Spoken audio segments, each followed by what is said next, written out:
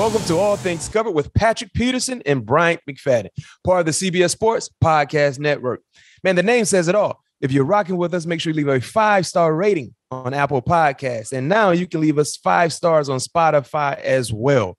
Or if you're watching us on YouTube, make sure you hit that subscribe button so you can get alert of all our great content right away. Now I'm Pat P. Let's get to our great show. First quarter of our show, yes, we're in the off season, but it's always a first quarter. And with that being said, Pat P, I haven't got an opportunity to really talk to you and dissect what just transpired with the Minnesota Vikings a few weeks ago. The NFL draft took place in Viva Las Vegas. An outstanding experience. The one gripe I probably had regarding that weekend was it was extremely hot. Boy, it was hot. Yeah. And Pat P, working outside with a full suit on when it's like 90 plus and hot and dry, it's tough. But you know what? I'd do it all over again if I could. Outstanding event. The anticipation for the draft, me and Pat P, we talked about the draft, weeks leading up to the event. The anticipation was big, but the actual event was bigger. So, Pat, I'd like to get your thoughts on, some of the things that took place with your organization. Right. We saw the unthinkable happen multiple times with the Vikings during the draft, the entire weekend of the draft, where we saw the Vikings trade with divisional teams. Right. They traded out of the 12th spot with the Detroit Lions. Detroit ended up getting Jameson Williams with that pick. The Vikings traded all the way back to the 32nd spot to go get talented, hard-hitting safety Lewis Cine. What was your reaction, number one, to see? What was your reaction? First and foremost, Pat P, the trading out of the 12th spot to the 32nd spot. What was your reaction then? What was your reaction to seeing that happen? Well, my first reaction was obviously when you see things like that, the guy that they wanted, wasn't there. Mm-hmm. And, and then it felt like, moving back, a little bit, they would end up getting, the guy that, was probably second on their chart, on their drafting chart. So I really don't know the positioning game when it comes to, moving out of draft picks and, trading out of draft picks and things like that. I know it's all a big moving puzzle. And, I felt like, obviously the guy who they wanted wasn't there.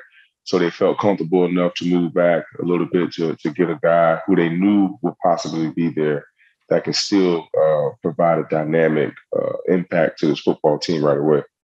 Yeah, and picking the safety, Lewis Cine, we felt like, Pat P, with our discussions, that the secondary would probably be an ideal spot to select a player in the first round. We highlighted the cornerback position. Your guy, Derek Stingley, he was off the board number 3, by the way. And Pat P, guess what I did? What you do? So leading up to the draft. Leading up to the draft, I put money on Derek Stingley being the first corner to come off the board. I knew you put a drizzy. Hit that. Then I had the Jets taking Sauce Gardner at 4. Ooh. Yes. That was nice. Hey, Pat P. That was nice. And you hit it in Vegas? In Vegas. Back to back. Got it right then and that. Right then and there. Back to back. Back to back, like Drake say. Yeah. I got Stingley at first corner and I got Sauce at number 4. I knew I was going to have a great week. When that happened, I was like, I'm good. That started off a great week for sure. Started off. So shouts out to everyone who saw my story, because I actually put my bets on my story. So if you pay attention to my IG story and you followed my lead, you won some money as well. And if you didn't, maybe next time you take my advice. But taking the safety, let me give you a breakdown about the safety Lewis Cine. Talented, hard-hitting safety, Pat P. You're going to love playing alongside him and watching his growth throughout his rookie campaign. One thing about Lewis Cine, he loves to tackle. And when he gets to the ball carrier, he's getting there with bad intentions. He has sound, disciplined eyes, and he understands proper angles. And that's the thing about playing defensive back. You don't necessarily got to be the fastest guy, but if you utilize proper angles that will put you in positions to be successful when it comes to tackling and when it comes to attacking the football. And he does both things well. And he seems to love the football game. He seems to love the game of football. I think he's going to fit in nicely with what you guys already have in the secondary, especially in the back end with Harrison's Hitman Smith. I mean, what better vet safety would you want a young guy to learn from than Harrison Hitman? And let's talk about your experience, Pat P. When you come in as a rookie, when you have a very, very savvy vet to learn from, how beneficial is that for a young guy? I think it's very beneficial from a young guy to, pick anything from a guy who's been there and done that, to kind of add nuances to your game and give you tools to help, generate a long, healthy career, because, obviously if a guy like Harrison is, been at the top of his game for a very long time, going into year 11, 6, 7, 8 odd, something Pro Bowls, obviously he knows what he's doing. You know what I mean? So why wouldn't you want to learn from a guy of that stature and that has that type of resume to help you, fulfill your dreams and fulfill some of the goals that you may have set out for yourself as a young NFL player as well. And then going in the second round, Pat P, we felt like the cornerback would have been the first round selection. It wasn't, but the team doubled back in the second round, getting Andrew Booth in the second round. Cornerback, talented guy at Clemson. What was your reaction to the team picking Andrew in the second round? Andre, I don't know, much, about Andre, but have an opportunity to see a couple of his highlights. A ball hawker, another guy that, that loves to tackle, look like he has a great sound technique when it comes down to tackling. And, also having a guy that, I saw a couple of his interceptions, and it seemed to me like he had some very good ball skills, being able to track the ball with his back against the quarterback. So, seeing a couple of his highlights, he has, all the intangibles to succeed in this league. Now it's all about, can he be able to do the things to sustain it? So for me, Pat P, I watched a lot of Clemson's, a lot of ball games involving Clemson, the Tigers. Andrew, like you said, he loves to tackle. Man, he will saw that leg off. Yes, Boy, he will. Listen, he do a phenomenal job sawing that leg off. And listeners and viewers, what I mean when I say saw that leg off, cornerbacks are oftentimes taught to hit the farthest leg. That means the leg that's away from you. If you go get that leg, you're not missing a tackle. And that's something that he does, and he specializes in very, very well. He saws the leg off, and he does a great job in playing fast to the point of attack. And like you said, Pat P, also his ball skills. But one thing I love about Mr. Booth, the chippiness he plays with. He plays with the edge on his shoulder. I mean, it's a personal matchup. And I can't wait to see exactly how his game translates to the NFL. Now, one thing about Andrew, Pat P, he was a guy who had a first-round grade. The issue for him, what led to him being available in the second round, was because he had a core issue that he didn't participate at the combine and pro day, and I think a groin issue as well. So he was dealing with injuries that prevented him from doing anything at the pro day or at the combine that led to him being in the second round. So he didn't get a chance to run the 40 and do his drills. And that was something the Vikings benefited from because he was available. One would think if he did everything that he could have done, he would have been going in the first round because he is that type of talent. So technically for Minnesota, listeners and viewers, they got 2 first-round guys with their first 2 picks and didn't have 2 first-round selections. So that's a plus. And I think they should definitely be happy because the secondary instantly improved. I mean, when you look at the additions in the secondary, the cornerback position, who do you think will potentially start opposite of you? I think it'll be Cam. I think it'll be Cam coming out of the gate. I think it'll be us 2 going in, and we'll see what happens. I feel like with the talent that that we're bringing in, we bring guys that that's coming to compete and contribute to the team. So even my spot's not 100%, and that's how I go to work each and every day. I believe that's what keeps me hungry, and that's what keeps me young as well. You know what I mean? Having that chippiness on my shoulder as well, knowing that, I have to fight. I feel like I have to fight for, a position on this football team as well. So I think it's going to be, a challenge in the cornerbacks competition for, whoever's in that room at the end of the day. Well, let me ask you this question, Pat P. Mackenzie Alexander, it was a guy who was playing the slot corner for you guys all of last year. He's no longer there. So who do you believe will command the slot corner? The nickel guy.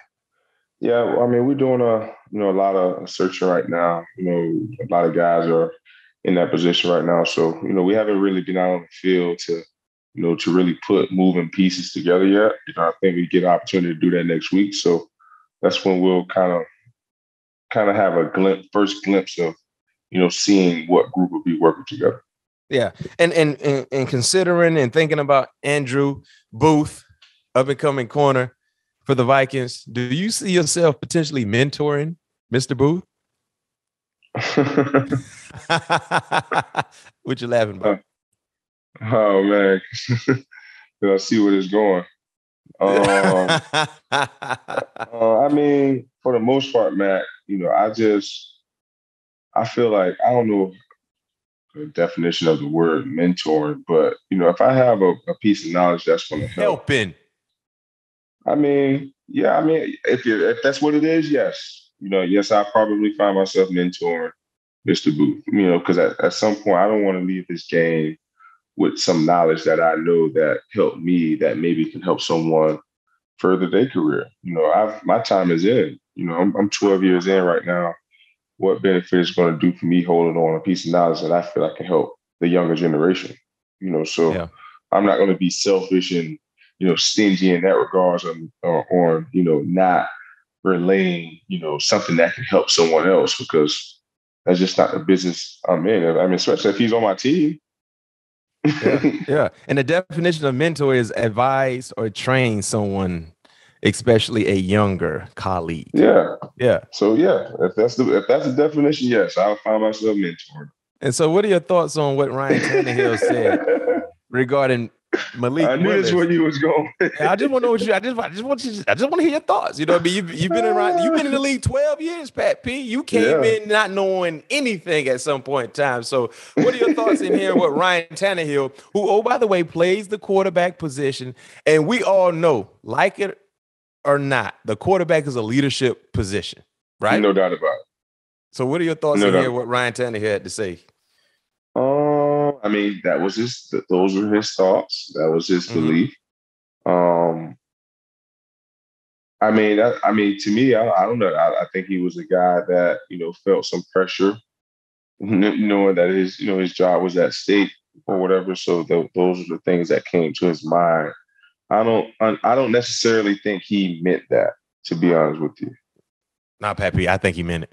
Oh, he meant it. I don't think he meant that. He meant it, Pat P. He said it with so much conviction, and he said it. It just flowed like, no, it's not my job to mentor him. And my thing is this, Pat P. We play a team-oriented sport where everyone has to be on their has to be in their bag for us to be successful, right? Right. And you're right. It's not your job to mentor the young fella, but it's your job to help and show him the way. Because that would be a selfish thing for you to not do because someone did it to you. Someone helped you. At some point in time, someone had to help you learn the ropes on and off the football field. And for you to say, oh, it's not my job to be a mentor and leave it at that, there lies an issue where you like, okay, wait a minute. Because if he wasn't a threat, would you have said the same thing? Let's say he was a free agent. Yeah. Right? If he was a free agent, do you think Ryan Tannehill would have said the same thing?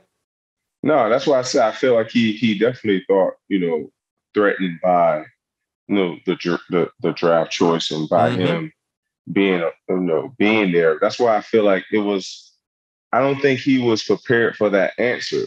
That question. So that's why it was like, that's why, all right, yeah, that's not my job. Yeah. Boom. I don't think he thoroughly thought about it. That's why I felt like he didn't mean the answer he gave. Yeah, I hope you're right. And he could have mean it. I'm just trying to give him the benefit of the doubt. Yeah, I feel like the best way. Yeah, go ahead. Because like you said, someone gave their time to you to show you something to help put you in the position that you're in right now. So why be selfish on like Ryan? I think me and Ryan the same year, if I'm not mistaken. I think he's year 11, year 12. So what you holding on for? I mean, quarterbacks longevity a little bit longer than other positions on the football field, but a lot longer. Yeah, but at the same time, but why would you want to hold on to something? Because at the end of the day, look at it this way. If you get hurt, God forbid, we don't want you to get hurt, knock on wood. And we need Malik Yes, in these next 3 games. And you hold him that information, you ain't giving him what he needs to go in the game and be prepared to help your team win these pivotal games until you get back in.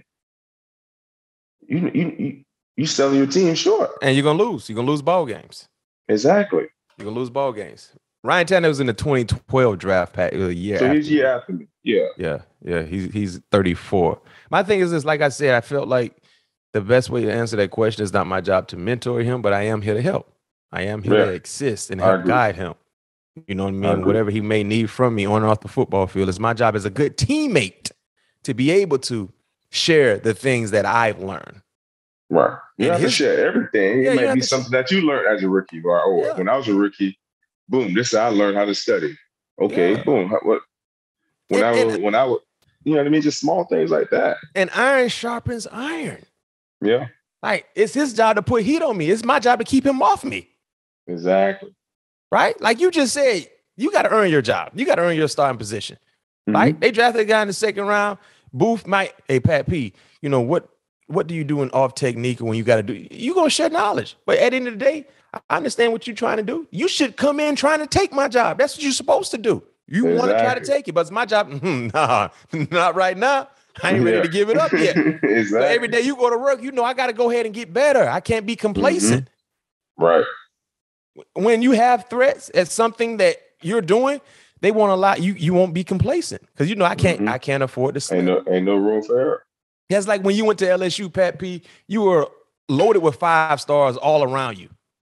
They recruited you as a 5-star. The next year they're gonna get another 5-star up and coming, maybe the Morris Claibornes of the world. You like, man, shoot. I was the hot thing last year. I got to stay the hot thing again this year. Man, that was always my mentality, man. Like exactly. I was a 5-star last year. They getting somebody to replace me next year. No question. And it's your job. Going. It's your job to make those guys wait. Wait. 100%. And I feel like that's something that Ryan Tannehill really didn't display, and he handled it wrong. But let's see how everything play out. And if you, Malik Willis, hearing that, now I am a threat now because you don't want to help me. I'm coming in with intentions of being a threat now. We're gonna be teammates, but just know I'm coming. Yeah. Yeah. So we gotta see how that play out. Another question I have regarding the draft, going back to the draft. Do you think there are any issues, Pat P, with the Vikings trading back with 2 divisional opponents, as I mentioned earlier in the show? The Lions and then the Packers. In both situations, the Lions selected a wide receiver and the Green Bay Packers selected a wide receiver as well. No, not really. Like I said, I understand the draft. The draft is a big moving puzzle. And for the most part, those picks were where Detroit and Green Bay were sitting. They felt comfortable with, those selections. So I don't see that being, a problem with them trading, draft picks to divisional foes. Yeah. And other picks, I know our Viking fans love dissecting the draft and getting your thoughts on the draft. Other picks that stand out for me, Pat P, day 2 and day 3 guys. I look at Brian Asamoah, linebacker from Oklahoma. Pat P, he can go. Boy, he can go, Pat P. He's like a tweener. He's like a safety, hybrid safety linebacker type guy.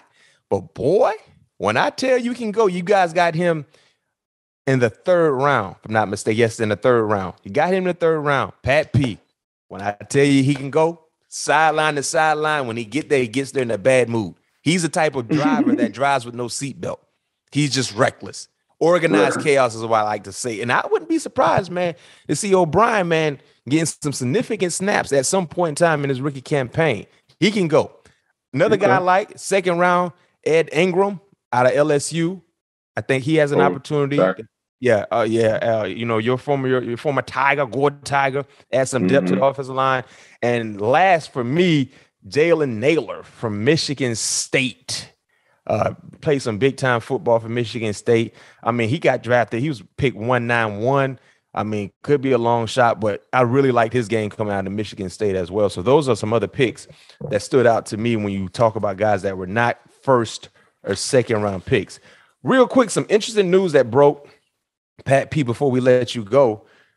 We've seen a few games have been released regarding the Minnesota Vikings. Second week of the season. Monday Night Football, by the way, that's a double header, right? You got one game at 7:15, another game at 8:15. I think you guys are on the 8:15 slate, if I'm not mistaken. But Monday night, the Eagles in Philly. Yeah. In Philly. Pat P, Mr. A.J. Brown. How does it feel having an early national televised game on Monday night?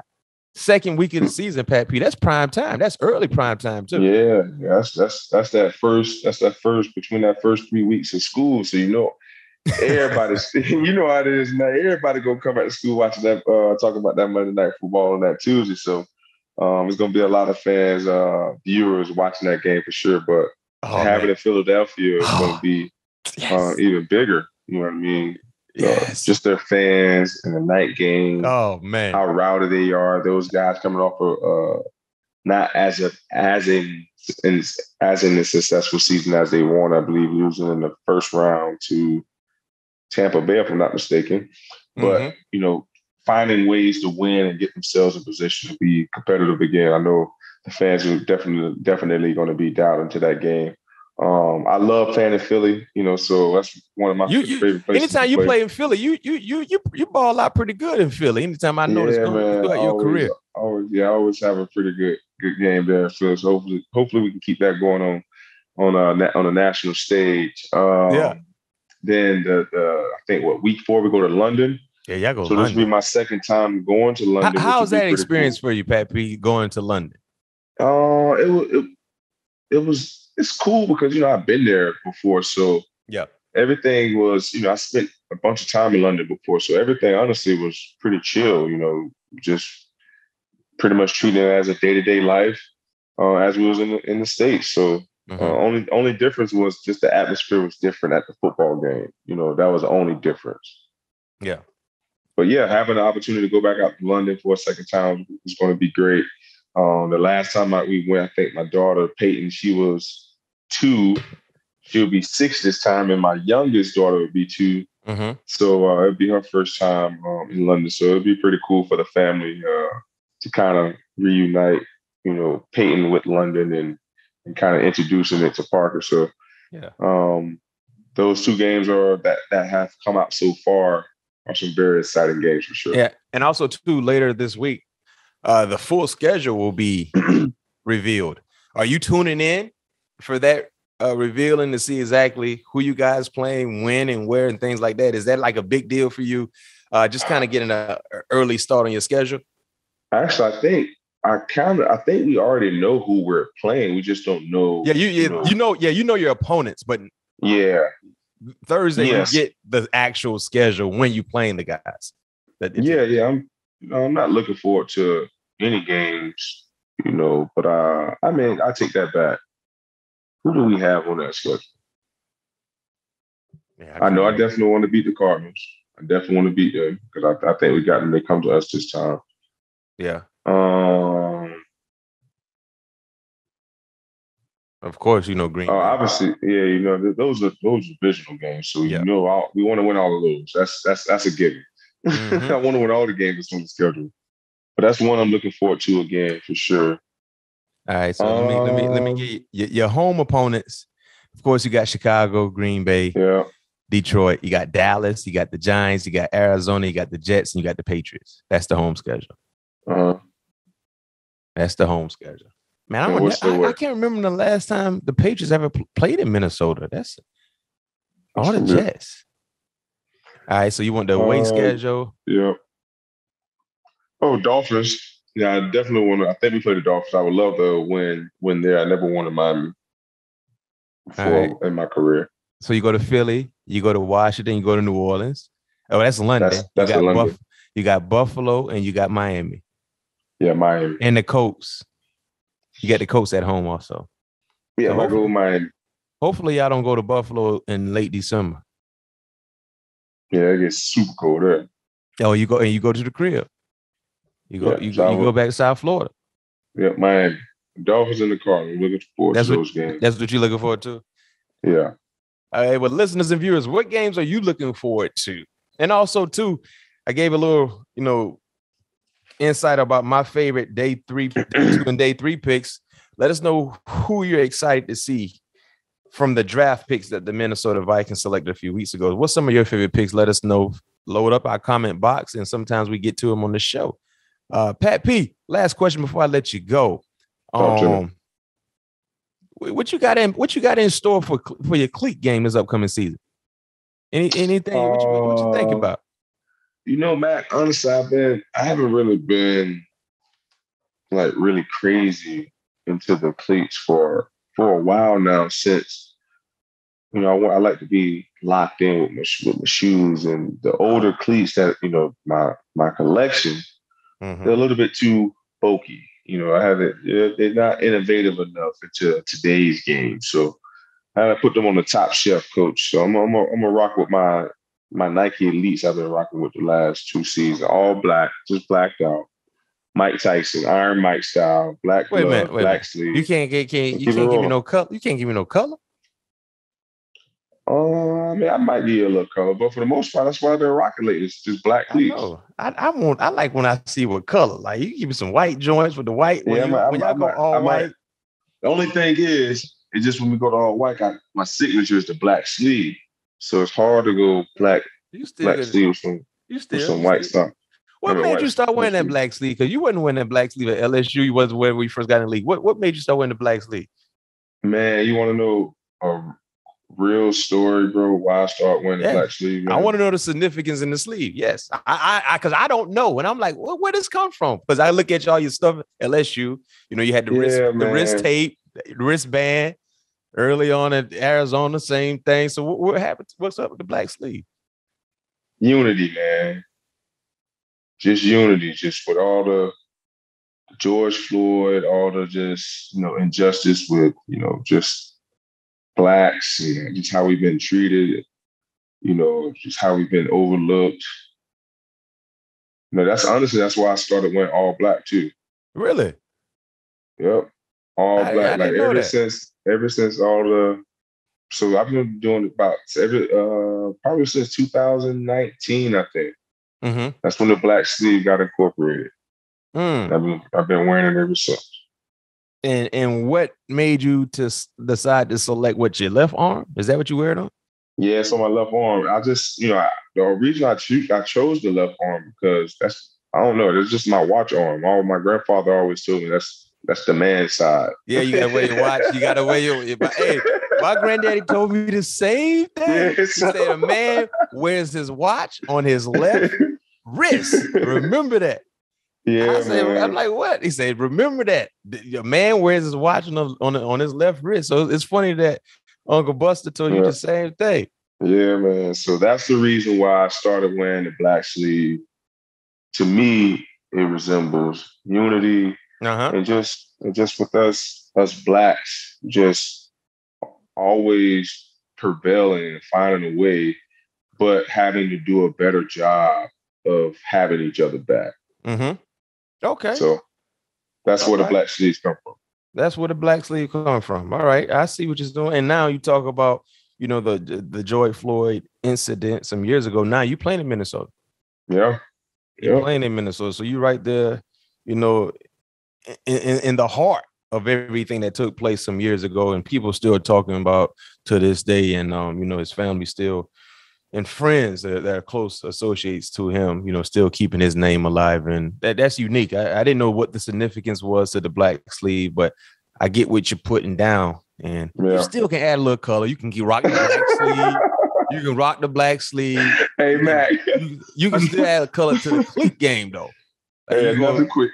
What you got? Another funny story. So, like I told you, I wear black every single day. So the joke in my house is my kids always, like, every time they see daddy, I'm always in all black. Only time I really don't wear all black is probably on the weekends or like when I'm hanging out with them. Mm-hmm. So my daughter was like, Daddy, why do you always have on all black? I was like, Daddy's like Batman. Anytime you see Batman, you don't never see him with his cape off. So she's like, then she started thinking about, she's like, Batman, Batman. So boom, some time go by. This happened like maybe when I first started wearing all black. So some time go by. So I come out from out of town, I pull up in my all black. She goes, Daddy, is that the only thing you're gonna wear? Is all black? So in my house, my uniform is all black. So on the weekends, I cannot wear all black because I'm technically off. So on the weekend, you gotta wear colors. I gotta wear colors on the weekend. That's the unwritten rule. Unwritten rule. I like it. In the Peterson household, you gotta wear something that's not black related. Yeah. And on the weekends, exactly. I can't. Monday through Fridays, I can wear all black. But on weekends, I can't wear all black. And people don't realize, like during training camp, Pat P, man, guys wear the same outfit almost every day.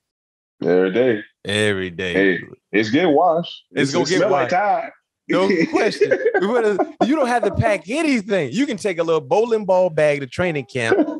5 days worth. And you only need one outfit and one pair of socks. Because when you go to practice, they can wash you with your laundry bag or whatever the case may be. And you put your outfit on your uniform, and then when you shower up, you put what you just wore this morning. The same 100%. thing. No, that's what make training camp so grueling, because you see all the guys in the same outfit every day.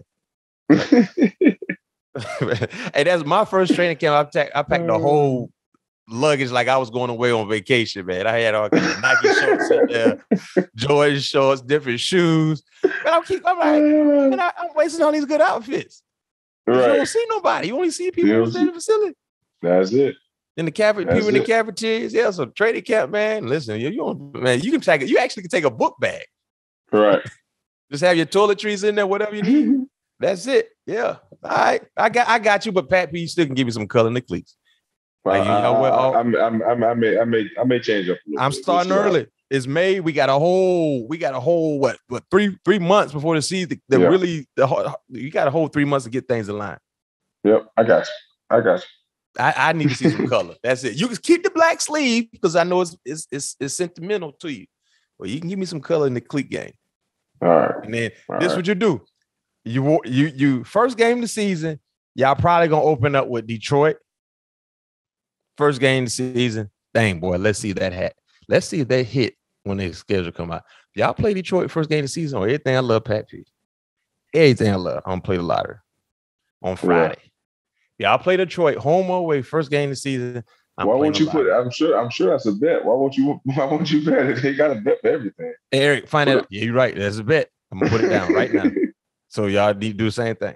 First game of the season, Pat. It's gonna be a divisional opponent. If it's Detroit, sure. if it's Detroit, Pat P. If you give me color first game of the season, and you get a pick, you got to give me color the next week.